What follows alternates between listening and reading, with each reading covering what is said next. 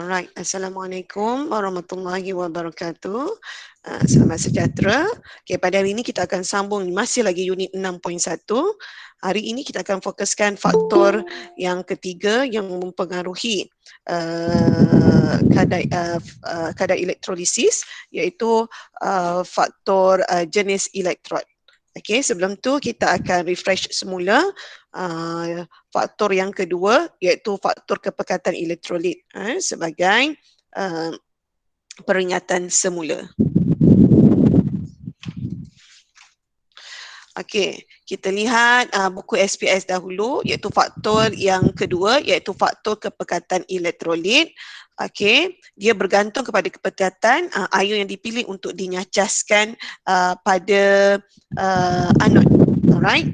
Okey, contohnya dekat sini adalah kita gunakan elektrolit larutan kuprum klorida pekat.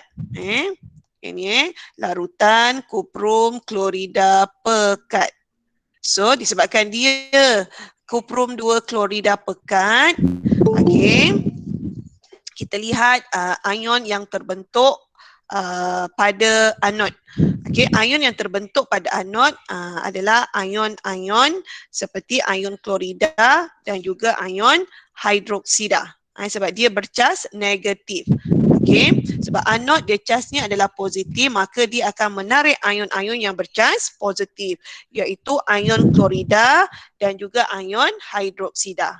Okey, sekarang ni kita nak tahu yang mana satukah yang akan dinyacaskan. Okey, pada anod, ion yang akan dinyacaskan adalah ion klorida. Okey, kenapa kita pilih ion klorida? Bukannya ion hidroksida.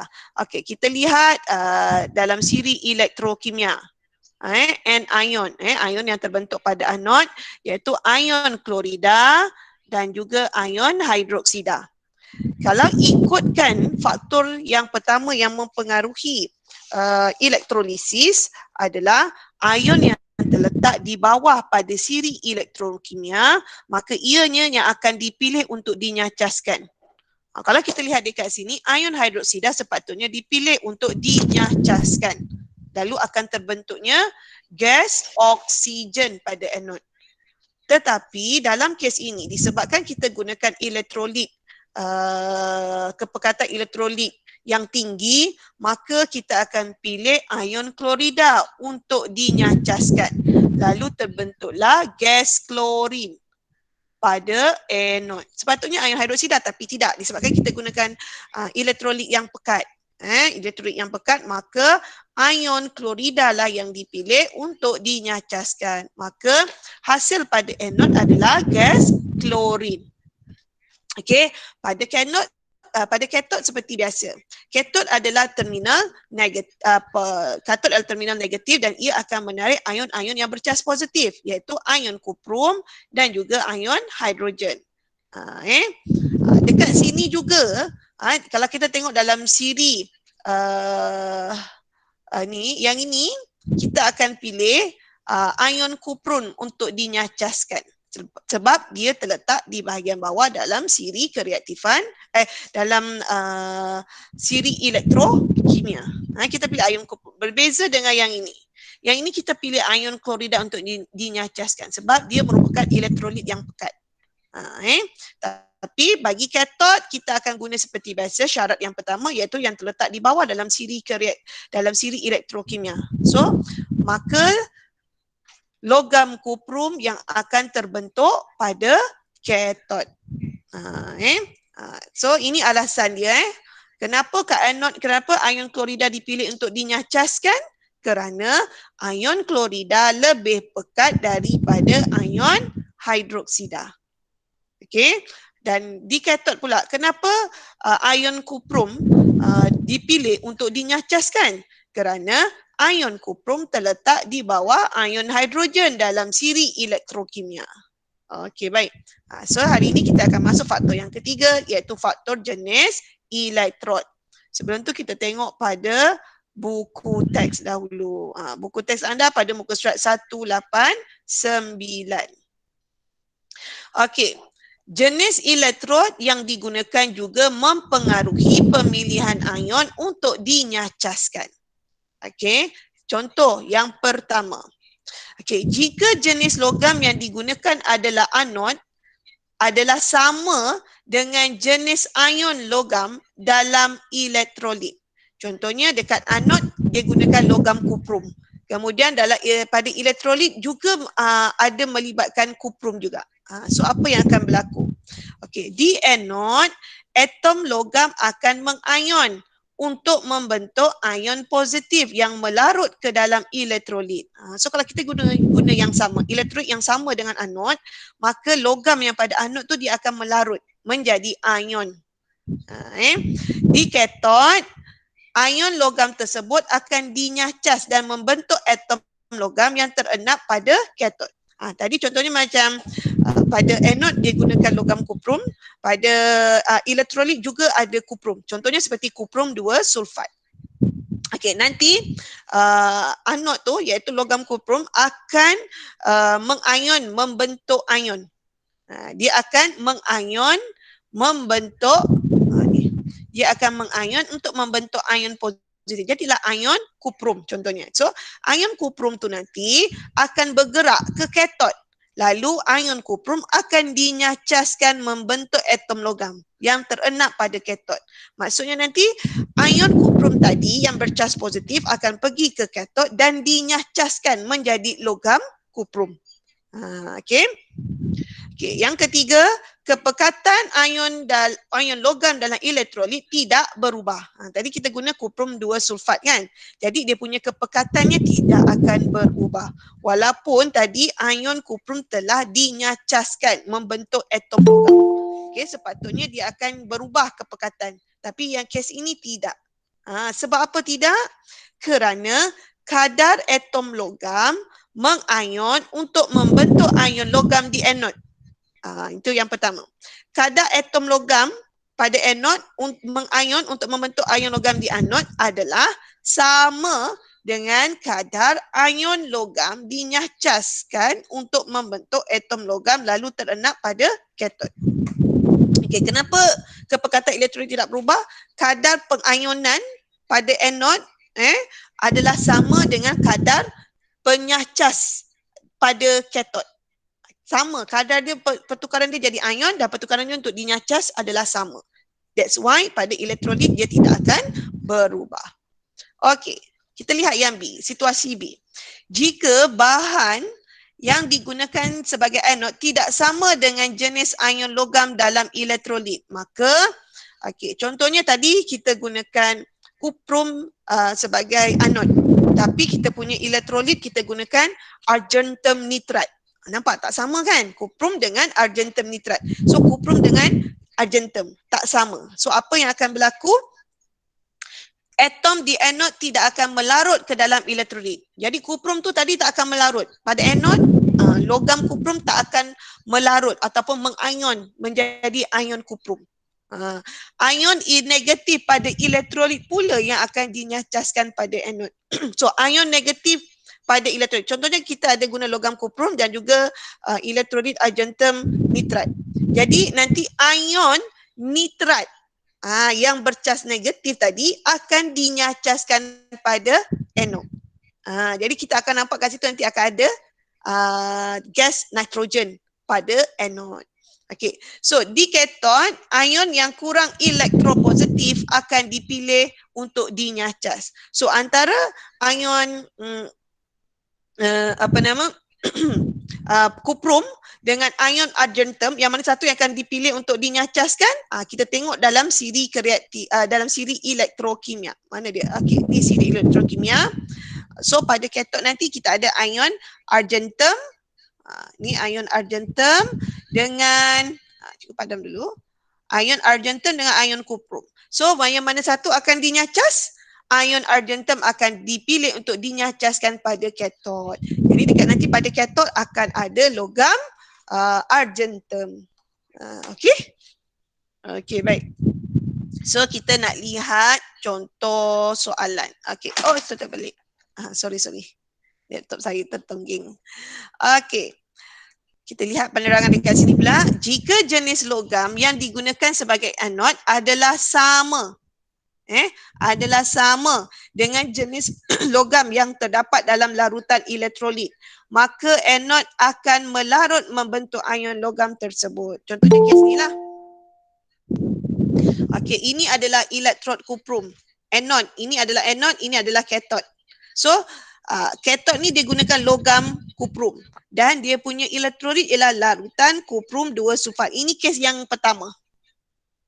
Ini kes yang pertama ini. Okey, apa yang akan jadi kepada logam kuprum dekat sini? Logam kuprum akan melarut. Sebab dia sama dekat sini kuprum. So dekat sini dia akan melarut ataupun dia akan mengion, membentuk ion kuprum. Okey, jadi apa yang akan berlaku? Pemerhatiannya, apa yang berlaku pada anod iaitu pada logam kuprum. Logam kuprum ini, logam kuprum pada anod akan melarut. Bila dia melarut, maka dia akan jadi nipis ataupun menipis. Okey, lalu hasilnya dia akan membentuk ion kuprum. Okey. Okey, baik. Seterusnya pada katod. So apa yang berlaku pada katod kita lihat dekat sini. Bila ion kuprum ni dah melarut dan mengion membentuk ion kuprum, so ion kuprum ni charge-nya adalah positif. Lalu dia akan ditarik oleh katod yang bercas negatif. Sebab berlainan cas dia akan menarik. So ini dia akan menarik ion kuprum ni, menyebabkan elektrod kuprum dekat sini ataupun logam kuprum dekat sini akan terenap dengan lapisan kuprum. Bermakna dia akan jadi bertambah tebal. So logam kuprum pada katod akan menebal. Ataupun kita betul lah, dia akan mendebal. So dia bertambah tebal sebab ion kuprum dia akan bertukar menjadi, akan dinyacaskan dinyacaskan pada katod membentuk atom kuprum ataupun logam kuprum. So logam kuprum inilah yang akan menyelaputi permukaan elektrod kuprum ni. Sebab itulah dia akan jadi menebal. So hasil produknya adalah logam kuprum. Alright? Okay, faham tak?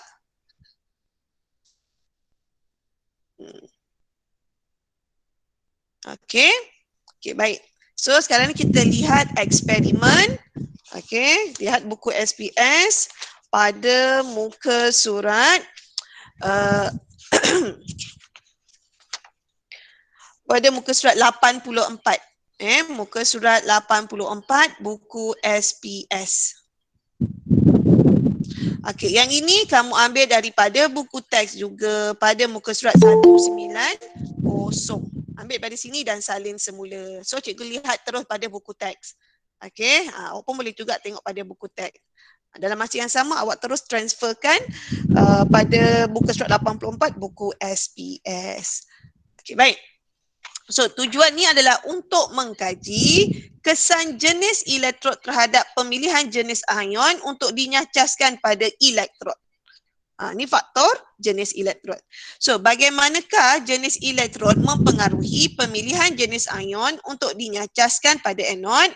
Okey, kita ada dua hipotesis. Yang pertama, jika elektrod karbon digunakan semasa elektrolisis larutan kuprum 2 sulfat, maka ion hidroksida dipilih untuk dinyacaskan pada anod. Ini kes apa? Ini bagi kes dia punya jenis elektrod tak sama dengan elektrolit. Jenis elektrod kita adalah elektrod karbon.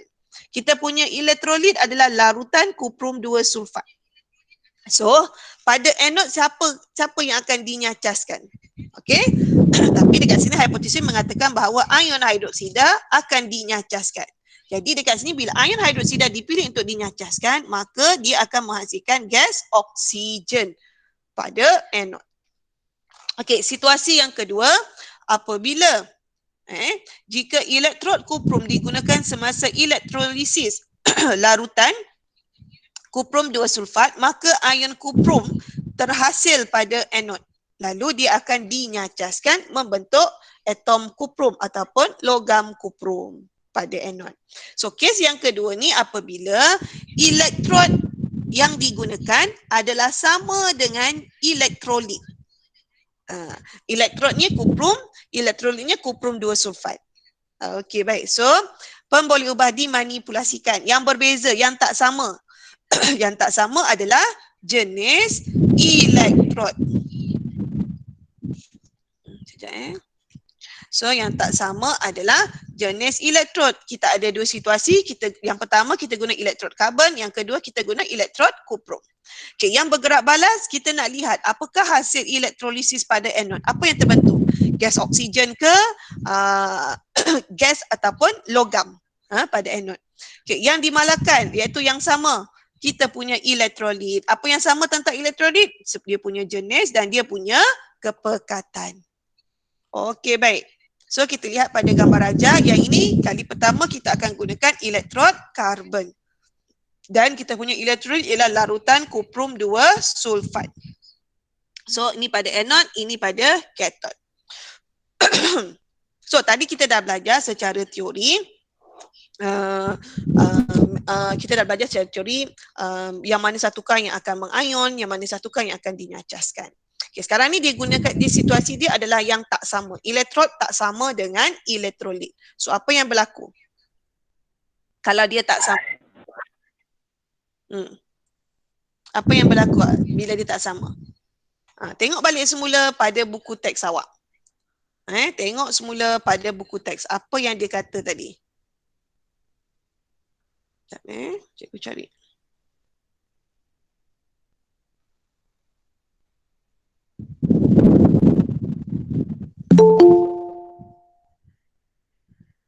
Oh, kita tak tengok contoh tadi. Patutnya ada contoh.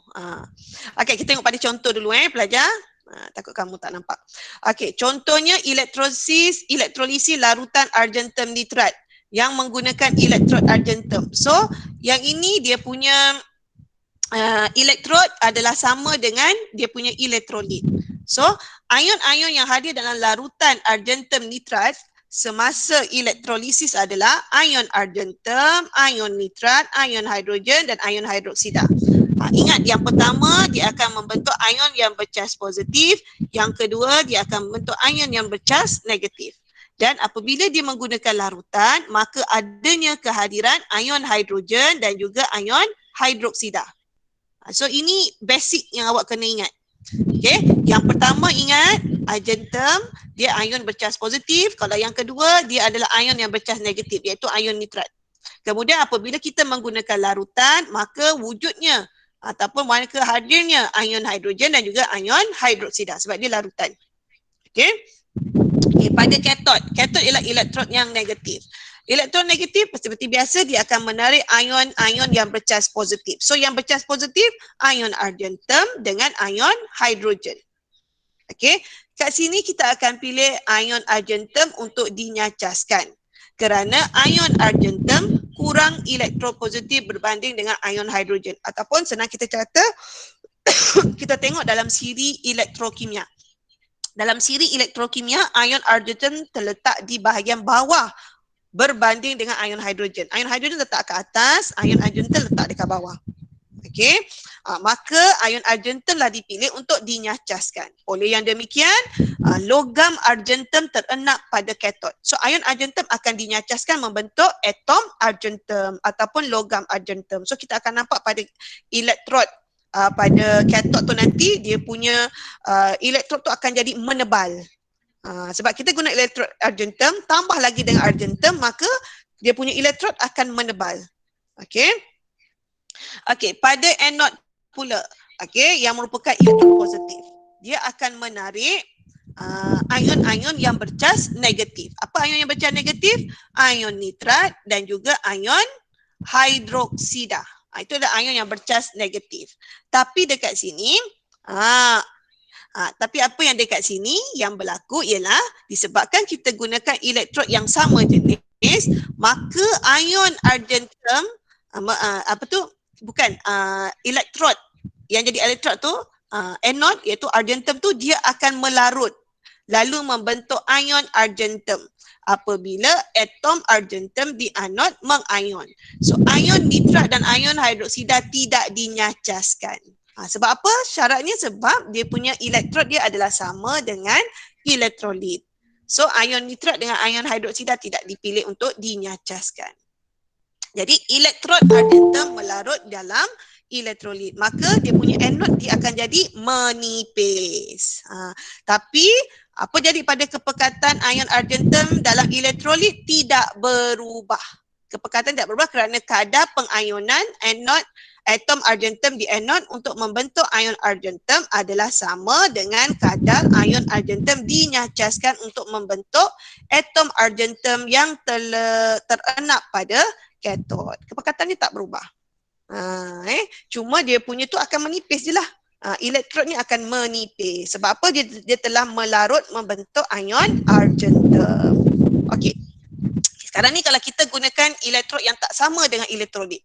Okey, contohnya kita gunakan elektrod karbon. Tapi elektrolit masih lagi sama iaitu larutan argentum nitrat. Jadi ion-ion yang hadir dalam larutan argentum nitrat ialah ion argentum, ion nitrat, ion hidrogen dan juga ion hidroksida. Okey. Ion argentum bercas positif, ion hidrogen bercas positif, ion nitrat bercas negatif, ion hidroksida bercas negatif. Okey, pada katod apa yang berlaku? Dia akan menarik ion-ion positif iaitu ion argentum dan juga ion hidrogen. So, ini ion argentum dan juga ion hidrogen akan ditarik pada katod. Ion argentum dipilih untuk dinyacas kerana ion argentum kurang elektropositif berbanding dengan ion hidrogen. Atau senang kita kata dalam siri elektrokimia, ion argentum terletak di bawah ion hidrogen. That's why ion argentum dipilih untuk dinyacaskan membentuk atom argentum. Jadi logam argentum yang dah menjadi atom tadi akan terenap pada katod. Okey. Okey, anode. Anode elektrod positif. Dia akan menarik ion-ion yang bercas negatif iaitu ion nitrat dan juga ion hidroksida. Ini ion nitrat dan ion hidroksida cas negatif dia akan ditarik pada anode. Okey. Dan ion hidroksida dipilih untuk dinyacaskan kerana ion hidroksida kurang elektronegatif berbanding dengan ion nitrat. So dalam siri elektrokimia ion hidroksida terletak di bawah ion nitrat. That's why ion hidroksida dipilih untuk dinyacaskan. Kalau ion hidroksida dipilih untuk dinyacaskan, maka gas oksigen akan terhasil pada anod. Yang kes ini pula, kepekatan ion argentum dalam elektrolit berkurang. Macam tadi dia tak berkurang, kepekatannya still lagi sama. Okay, dia berkurang kerana ion argentum dalam elektrolit dinyacas untuk membentuk atom argentum yang terenap pada katod. Okey, baik, kita tengok pada eksperimen tadi muka surat 84. Okey. Kita gunakan buku teks ke nak guna buku ni? Okey, yang ni kita gunakan buku SPS sebab senang nanti awak terus isi pada buku SPS. So yang ini hidupkan suih dan alihkan selama 20 minit. So untuk kali pertama kita gunakan elektrod karbon dan juga larutan kuprum 2 nitrat. Okey, baik. So dekat sini apa yang akan berlaku? Ion-ion yang hadir ialah ion kuprum, ion kuprum dan juga ion nitrat. Okey, ion kuprum casnya positif, ion nitrat casnya negatif. Sekarang ni dia punya elektrod dia tak sama dengan elektrolit. Okey, so apa yang okey, uji gas yang terbebas di anod menggunakan kayu uji berbara. dengan matikan elektrokarbon dan elektrokarbon. Okey, dia uji dengan kayu uji berbara. So apa yang akan berlaku dekat sini? Okey, so kalau kita gunakan elektrod karbon untuk kes yang pertama, apa yang berlaku pada anode? Anode ialah elektrod yang elektrod positif, kathod ialah elektrod negatif.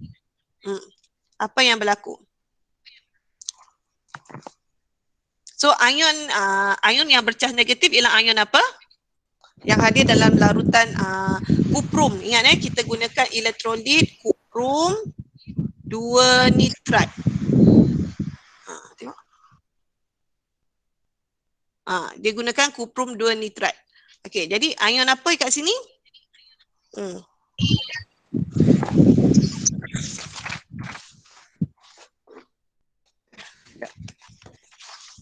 So, ion apa yang akan dipilih untuk dinyacas? Ion kuprum, dia gunakan elektrolit kuprum 2 nitrat, larutan larutan. Jadi ion-ion yang terlibat ialah ion, kita tulis balik semula ion yang terlibat ialah ion kuprum, kemudian ion nitrat. Sebab dia larutan maka dia ada ion hidrogen. Dan juga ion hidroksida. Hidroksida. Betul, ataupun ion hidroksida. So ion kuprum charge positif, nitrat charge negatif, hidrogen positif, hidroksida negatif. So pada anode dia akan menarik ion-ion yang bercas negatif, iaitu ion nitrat dan juga ion hidroksida. So antara nitrat dengan hidroksida, yang mana satukah yang akan dipilih untuk dinyacaskan? So tengok pada siri elektrokimia. Ion hidrogen, ion nitrat dengan ion hidroksida. Ion nitrat, ini dia adalah ion nitrat dan juga ion hidroksida. So yang mana satu yang akan dinyacaskan? Nitrogen. Mana yang terletak di bawah? Ion hidroksida. Dia yang terletak di bawah dalam siri elektrokimia. Sebab semakin dia ke bawah, dia semakin mudah untuk dinyacaskan. Jadi, dia sekarang ni diuji dengan kayu uji berbara kan? So, ion hidroksida dipilih untuk dinyacaskan. Bila ion hidroksida dipilih untuk dinyacaskan, dia akan membentuk apa? Gas oksigen. Gas oksigen terhasil.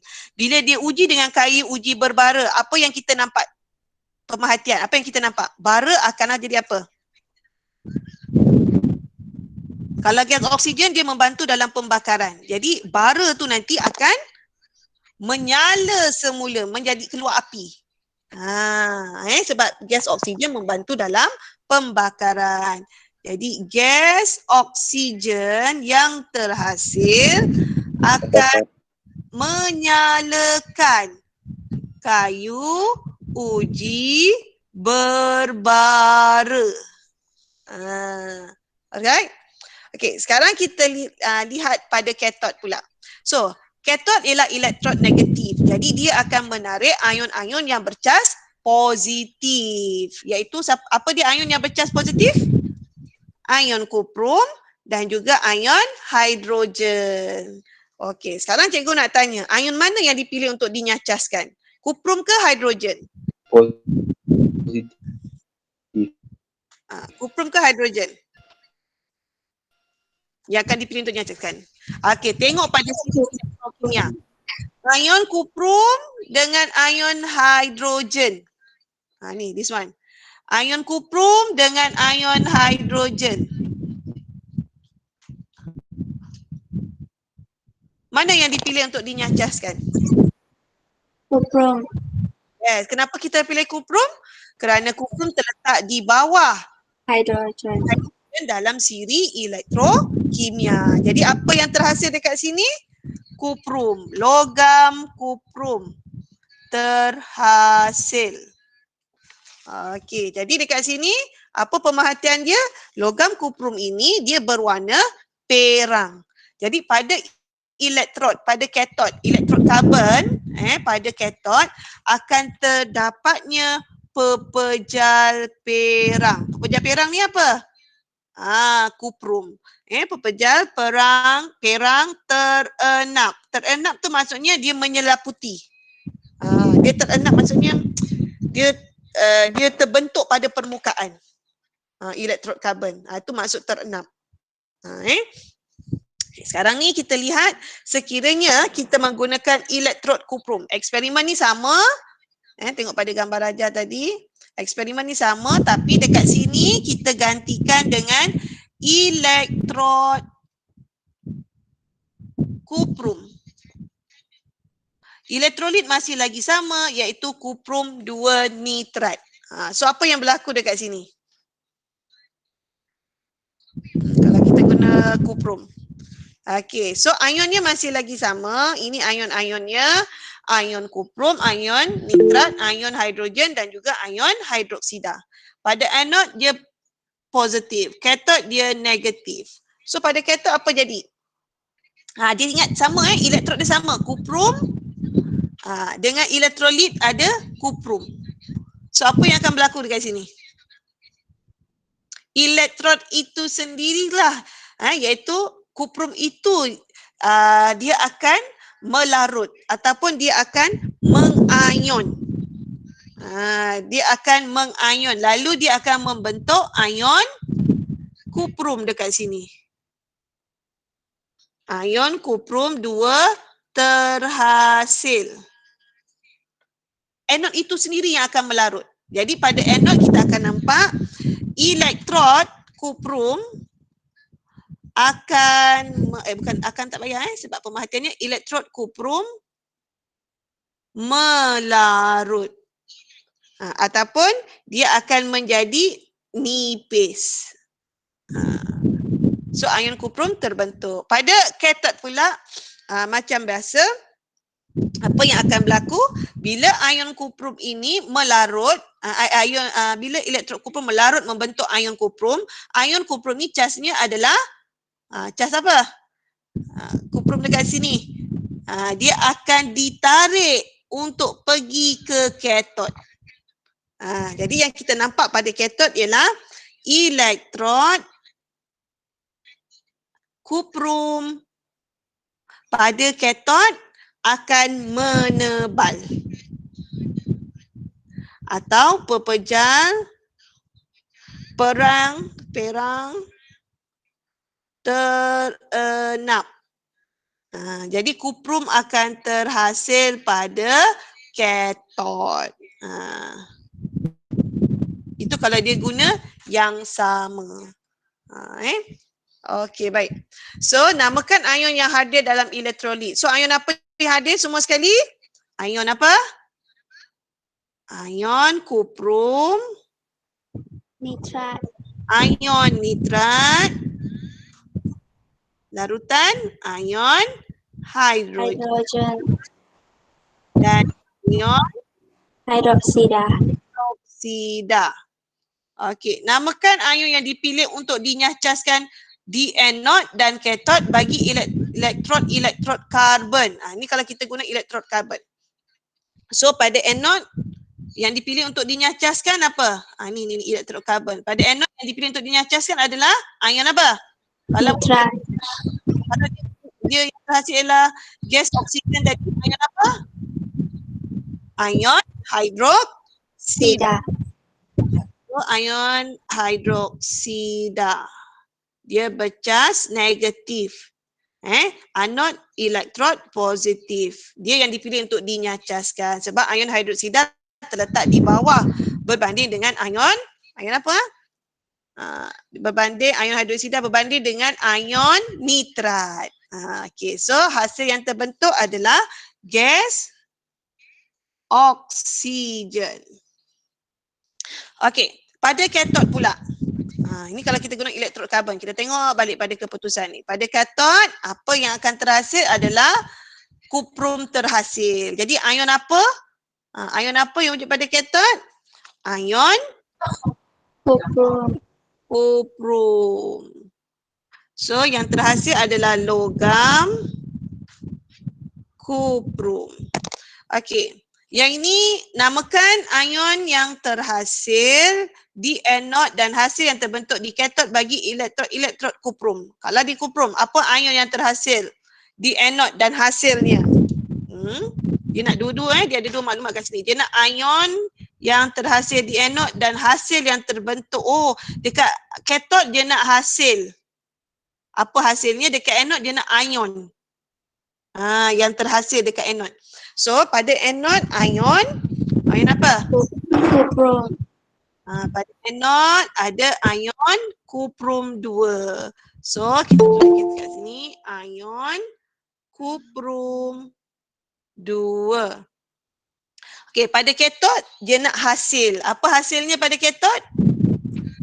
Kuprum. Kuprum terhasil.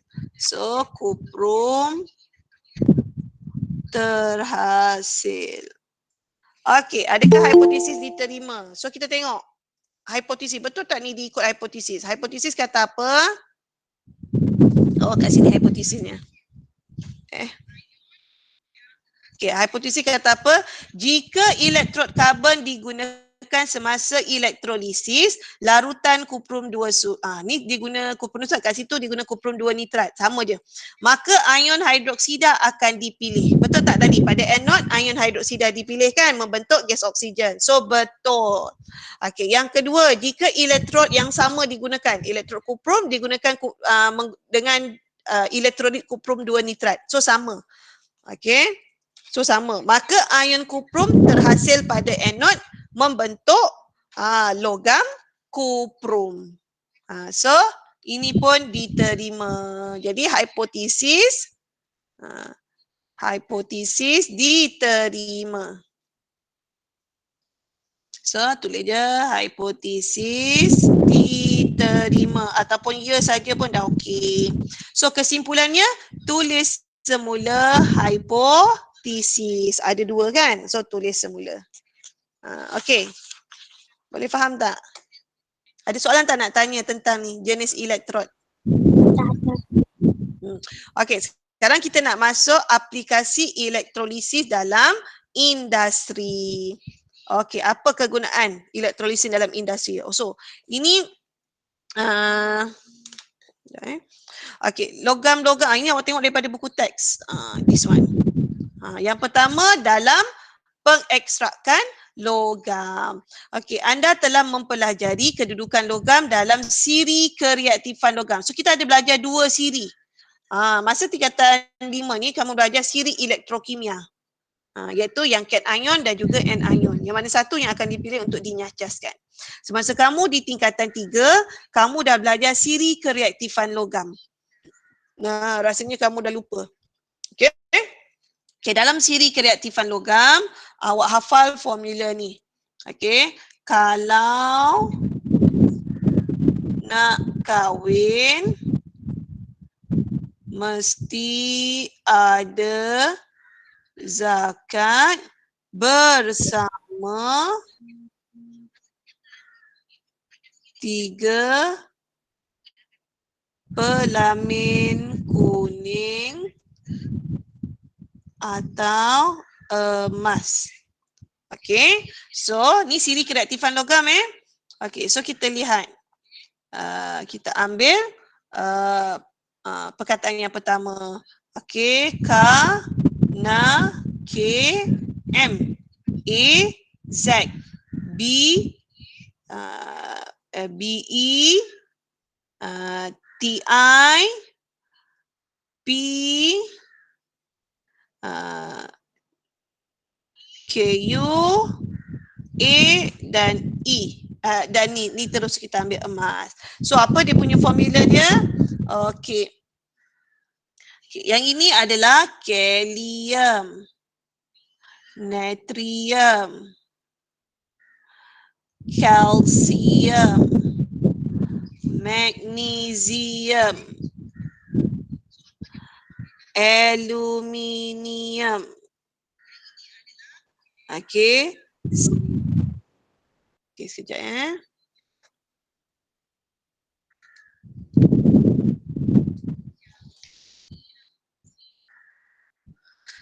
Besi, timah, plumbum, cuprum, argentum dan juga emas. Alright, ini dia siri kereaktifan logam. Okey, dalam perekstrakan logam, logam-logam seperti kalium, natrium, kalsium, magnesium, aluminium diekstrakkan daripada bijinya. Sebab dalam tanah ni ada banyak macam-macam logam dan dia bercampur-campur. So kita nak ekstrak kalium tulen, nak ekstrak natrium, kalsium, magnesium, aluminium tulen daripada biji. Biji tu dibaca campuran-campuran dalam tanah tu. Ataupun daripada garamnya adalah secara elektrolisis leburan biji atau garam logam tersebut. Contohnya macam ni. Okey, yang terletak dekat atas. Okey, sebenarnya dekat sini. Dekat sini terletaknya karbon. Okey. Okey, logam-logam yang dekat atas ni kalau kita nak dapatkan logam tulen tu daripada bijinya ataupun daripada garam galiannya, seperti kita dapatkan kalium, natrium, kalsium, magnesium, aluminium yang terletak di atas karbon, kita akan gunakan kaedah elektrolisis. Manakala di bahagian bawah, macam emas ni tak termasuk, emas dengan perak tak termasuk. So yang bawah ni kita akan gunakan kaedah penurunan karbon. Sebab apa? Dia kurang reaktif berbanding dengan karbon. Karbon ni kalau dia terletak dekat logam-logam terletak dekat atas karbon, maka kita akan gunakan kaedah elektrolisis kerana karbon kurang reaktif berbanding dengan 5 logam yang atas tu, iaitu kalium, natrium, kalsium, magnesium dan aluminium. Itu cara pengekstrakan logam. Ingat, pengekstrakan logam kalau dia lebih reaktif berbanding karbon, kita gunakan kaedah elektrolisis. Kalau dia kurang reaktif berbanding karbon, kita akan gunakan kaedah penurunan karbon. Okey. Yang kedua, dalam penulinan logam. Dalam penulinan logam, logam yang tidak tulen dijadikan sebagai anod, manakala logam yang tulen dijadikan sebagai katod. Jadi semasa elektrolisis logam, anod akan melarut ke dalam elektrolit membentuk ion dan ion ni akan bergerak ke katod untuk dinyacaskan dan terenap pada katod sebagai logam tulen. Yang ini kita lihat eksperimen pada situasi yang ketiga, iaitu faktor yang ketiga, iaitu jenis elektrod yang kita baru belajar tadi. Okey, kalau kita guna elektrod yang sama, yang anod tu dia akan melarut membentuk ion. Lalu dia akan dinyacaskan pada katod. Contohnya macam kes tadi kita ada eksperimen tadi. Mana eksperimen tadi? Okey, eksperimen yang ni. Kita gunakan elektrod kuprum. Okey, dua-dua elektrod kuprum dan kita gunakan larutan kuprum 2 nitrat. Okey, katakanlah dekat sini kuprum ni dia bercampur. Yang kat sini kita gunakan ni anod kan, yang ini yang panjang adalah anod, yang ini adalah katod. Okey, bahan yang bercampur, campuran, kita letakkannya pada anod. Nanti pada anod yang ion tu, logam tu yang tulen tu dia akan membentuk ion. Dan ion ini akan pergi ke katod. Lalu dia akan terenap dekat sini. Oleh yang demikian nanti dekat sini kita akan dapat logam yang tulen. Logam yang tak tulen tinggal pada anod. Itu kaedah penulinan logam. Kita gunakan situasi yang ketiga, iaitu jenis elektrod. Okey. Okey, baik. Dalam penyaduran logam pula. Okey, dalam penyaduran logam, emas, platinum atau perak disadur pada logam lain untuk menjadikan logam itu kelihatan lebih menarik dan tahan kakisan. Yang ini pun kita gunakan situasi jenis elektrod juga. Macam tadi pada anod dia akan melarut pada katod. So nanti pada katod, contohnya kita ada perak. Kita nak salut dengan, kita ada besi. Kita nak salut dengan emas. Nanti emas akan terenap pada permukaan katod. So jadilah emas saduran. Alright. Okey, aplikasi yang keempat ialah pengolahan air sisa dengan menggunakan elektropenggumpalan. Okey, elektropenggumpalan ialah teknik inovatif untuk merawat air sisa. Elektropenggumpalan mengaplikasikan dua proses iaitu elektrolisis dan penggumpalan. So ini dia. Ni awak kena faham sikit. Okey, dalam proses elektrolisis, pada anod, elektrod logam seperti aluminium mengion dalam elektrolit untuk menghasilkan ion aluminium yang bercas positif. So kita lihat, yang ini ialah anod. Ini ialah katod. Mana? Ni anod. Anod logam seperti kepingan aluminium. Dia akan melarut membentuk ion aluminium. So ini ion aluminium. Warna hijau ni. Warna hijau adalah ion aluminium. Okey, dan dia bercas positif. Okey, pada katod pula, ion hidrogen dipilih untuk dinyacaskan untuk membentuk gas hidrogen. Lalu gelembung gas hidrogen terbebas dari katod dan naik ke permukaan. So dekat katod ni pula disebabkan dia larutan kan. Bila ada larutan maka ada kehadiran ion hidrogen. Ion hidrogen dia bercas positif. Ion hidrogen dia bercas positif. Dan ion aluminium pun dia bercas positif juga. Tapi kenapa ion aluminium tak dipilih untuk dinyacaskan? Sebab ion aluminium terletak dekat atas dalam siri elektrokimia. Kita tengok balik. Dalam siri elektrokimia. This one. Okey, ini ialah ion aluminium, ini ialah ion hidrogen. So, ion mana yang akan dipilih untuk dinyacaskan pada katod? Hydrogen. Ion hidrogen dipilih untuk dinyacaskan kerana dia terletak di bawah dalam siri elektrokimia. So, that's why pada katod nanti akan adanya gelembung-gelembung gas. This one. Akan adanya gelembung-gelembung gas hidrogen. Lalu gelembung-gelembung gas ini, ni ion hidrogen Lalu gelembung-gelembung gas ni akan naik ke permukaan air. Ni gelembung-gelembung gas hidrogen pada katod. Okey, kemudian proses penggumpalan. Okey, proses penggumpalan berlaku apabila ion aluminium, ion hidroksida dan bahan pencemar dalam air sisa bergabung untuk membentuk gumpalan yang dikenali sebagai flok. So awak lihat dekat sini, inilah dia flok. Apa dia flok? Iaitu penggumpalan di antara ion warna hijau ion aluminium, yang merah ion hidroksida dan warna hitam ni ialah kotoran-kotoran. Kotoran-kotoran yang ada dalam cecair tu. Ataupun dikenali sebagai bahan pencemar. Dia akan membentuk flok. So flok tadi,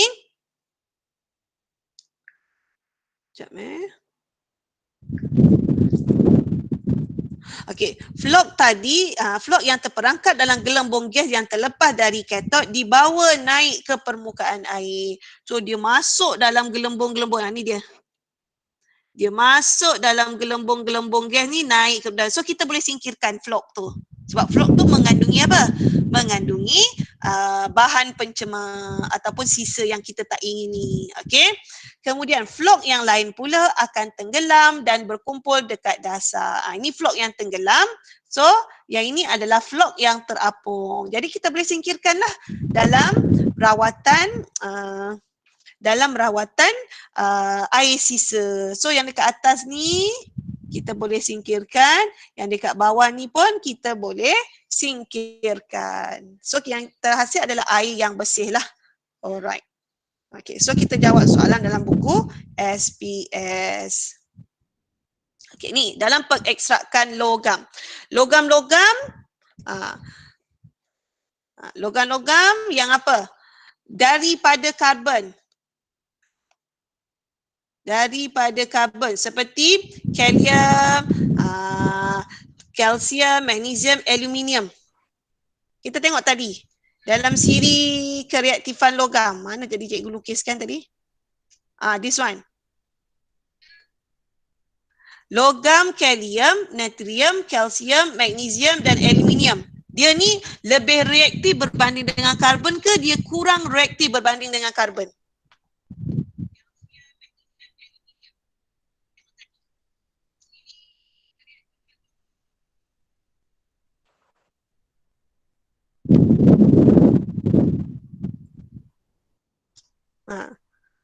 Logam-logam yang dekat atas ni dia lebih reaktif ke dia kurang reaktif berbanding dengan karbon?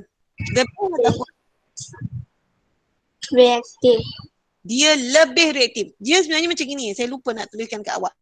Semakin ke bawah, dia semakin kurang reaktif.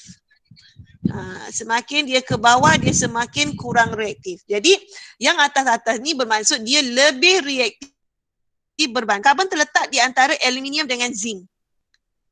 Tapi karbon bukan logam, that's why dia tak boleh masuk dalam siri kereaktifan logam. Cuma kedudukan dia adalah di sini. Jadi, pada kat sini, logam-logam ni, aluminium, kalium, natrium, kalsium ni, dia merupakan logam yang apa berbanding dengan karbon? Lebih reaktif berbanding dengan karbon. Lalu macam mana kita nak ekstrak dia daripada bijinya? Perlu diekstrakkan daripada leburan bijinya melalui penurunan karbon ke ataupun pemanasan karbon atau melalui elektrolisis. Yang atas-atas mestilah melalui elektrolisis. Jadi leburan apa? Leburan biji dijadikan elektrolit dan elektrod karbon tak boleh. Betul lah, dia sebab dia lebih tinggi pada karbon. So elektrod karbon digunakan sebagai elektrod. So inilah dia cathode karbon, elektrod dia. Anode pun karbon. Ini aluminium oksida. Aluminium oksida ni adalah biji. Inilah dia biji. Kita nak dapatkan aluminium sahaja daripada aluminium oksida. Okey.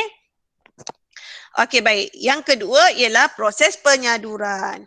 Okey, dalam proses penyaduran secara elektrolisis, logam penyadu kita jadikannya sebagai anod. Sebab apa nanti? Anod akan melarut dan membentuk ion, lalu dia akan dinyacaskan pada katod. So, logam penyadu yang kita nak sadur tu, logam yang hendak disadur dijadikan sebagai katod. Sebab dia nanti bila anod dah mengayon, jadi ion ni akan dinyacaskan pada katod. Lalu dia menyelaputi katod, iaitu logam yang hendak disadur. Jadi elektrolit yang digunakan adalah larutan aqueous yang mengandungi ion logam penyadu. Tapi dekat sini dia punya kepekatannya tidak akan berubah kerana kadar pengayonan pada anod adalah sama dengan kadar ion tersebut dinyacaskan pada katod. So, larutan aqueous tu kepekatannya tidak akan berubah. Okey, penulinan logam sama juga kita gunakan kaedah jenis elektrod tadi, eksperimen elektrod. Jenis elektrod. Okey, proses penulinan logam menggunakan prinsip yang sama seperti proses penyaduran logam ataupun sama dengan eksperimen jenis elektrod. Okey, dalam penulinan, logam tidak tulen dijadikan sebagai anod, manakala logam tulen dijadikan sebagai katod. Elektrolit yang digunakan ialah larutan yang mengandungi ion-ion logam tersebut. Jadi yang pada anod tadi, logam yang dia nak, logam yang tulen tadi akan mengayon. Yang ni dia akan mengayon menjadi ion-ion, lalu dia akan dinyacaskan pada katod. Jadi pada katod nanti akan adanya logam tulen. Semua sekali logam tulen ada pada katod. Yang tak tulen tertinggal pada anod. Itulah kaedah penulinan logam. Kita nak asingkan yang tak tulen dengan yang tulen. Okey, pengolahan air sisa dengan menggunakan elektropenggumpalan. Ini nak rawat air sisa. Okey, pada anod, elektrod logam seperti aluminium dalam elektrolit menghasilkan ion apa? Ion aluminium. Kan sini logam aluminium. Okey, penggumpalan berlaku apabila ion aluminium, ion hidroksida serta bahan pencemar bergabung membentuk flok. Tadi kita dah belajar kan? Yang kemudiannya tenggelam dan berkumpul pada dasar. Okey, satu lagi flok, dia akan apa? Bergabung dengan gas oksigen lalu naik ke permukaan. Okey, jadi itulah cara kita rawat air sisa. Jadi yang ke atas dengan yang kat bawah kita akan singkirkan. So yang tertinggal adalah air yang telah dirawat. Okey. So kita habis hingga muka surat 86 buku SPS. Nanti kita akan sambung 6.2. Ada soalan tak? Memang topik ni dia agak susah sikit. Tapi cikgu awak boleh faham lah. So ada soalan tak? Mesti tanya soalan kalau tak faham.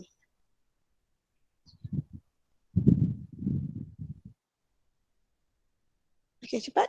Ada soalan tak nak tanya? Tak ada. Betul ke tak ada?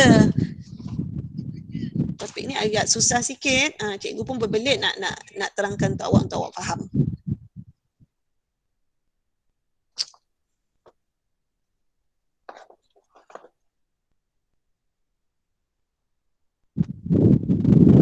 Cepat belajar. Ada soalan nak tanya? Konsep dia tak susah tapi kalau nak hafal ayat susah sikit. Okey, yang awak perlu hafal adalah siri elektrokimia dan juga siri kereaktifan logam. Siri elektrokimia tu awak kena hafal. Itu je. Yang mana satu yang akan dipilih dinyaskan adalah bergantung pada siri elektrokimia. Kalau awak tak hafal, awak tak tahu yang mana satukah ion yang akan dinyaskan pada anode ataupun pada katot. Dan ianya pun juga bergantung kepada situasi. Apa situasinya? 3 tu. Situasi yang pertama, kita bergantung kepada siri elektrokimia. Ion tu terletak pada mana pada siri elektrokimia. Yang kedua, bergantung kepada kepekatan elektrolit. Dan yang ketiga, bergantung kepada jenis elektrod. 3 faktor inilah yang akan mempengaruhi ion manakah yang akan dinyaskan. Sama ada pada anode ataupun pada katot. So first thing first, kena hafal siri elektrokimia. Kena ciptalah macam cikgu cipta tadi, siri kereaktifan logam. Kalau nak kahwin, mesti ada zakat bersama 3 pelamin kuning ataupun emas. Betul tak? Karbon terletak pada antara aluminium dan juga pada zinc.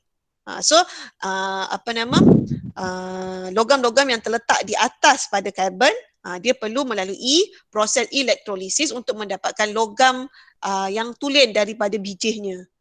Manakala yang terletak dekat bawah, kita boleh gunakan kaedah penurunan karbon. Kita boleh gunakan karbon. Yang atas kena guna elektrolisis. Okey, ada soalan tak? Kalau tak ada, kita tamatkan PDPR kita pada hari ini. So, cikgu ucapkan terima kasih. Yang mana boleh ambil buku, boleh ambil buku. Okey, itu saja.